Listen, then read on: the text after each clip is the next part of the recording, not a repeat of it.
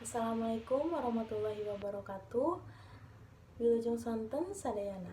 Sanggakan urang panjatkeun puji sinareng syukur kehadirat Allah Subhanahu wa taala nu maha suci tur maha welas asih.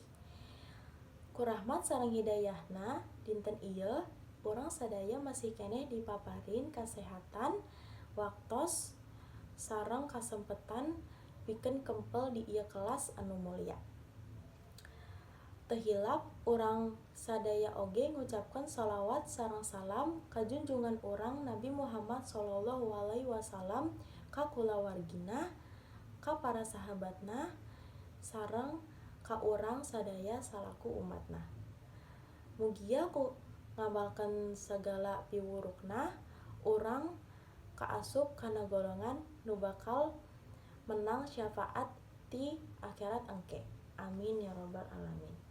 Para murid anu dipika asih sareng dipika hormat ku simkuring, dina ieu kasempatan anu pinuh ku rahmat, abdi hoyong nepikeun sakedik biantara ngeunaan pentingna ngajaga disiplin di lingkungan sekolah. Disiplin teh mangrupikeun salah sahiji hal anu penting dina kahirupan, utamana di lingkungan sakola. Sabab ku disiplin urang tiasa diajar kalayan tenang, tertib, sareng leuwih konsentrasi kana pelajaran nu keur disangharepan.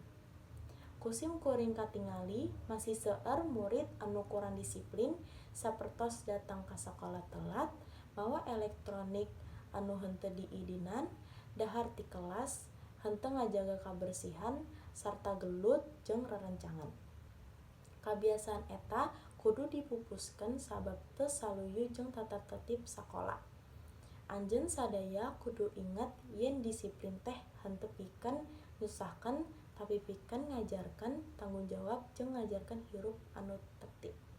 Ti ayeuna hayu urang babarengan ngamimitian kabiasaan disiplin tina hal-hal leutik saperti datang ka sekolah pas waktu, henteu ngaganggu pelajaran, ngajaga kahadean jeung rerencangan, jeung nuturkeun parentah guru. Upami kabiasaan ieu dilakukeun sapopoe, tangtu bakal jadi bekal pikeun ngahontal cita-cita sarta jadi jalma anu sukses dina kahirupan.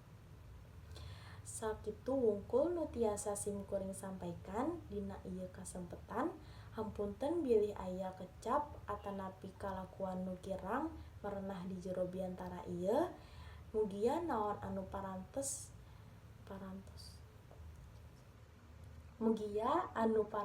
disampurkeun bisa jadi motivasi pikeun urang sadaya pikeun janten pribadi anu leuwih disiplin jeung tanggung jawab. Wassalamualaikum warahmatullahi wabarakatuh. Wilujeng sonten sareng hatur nuhun kana sagalana.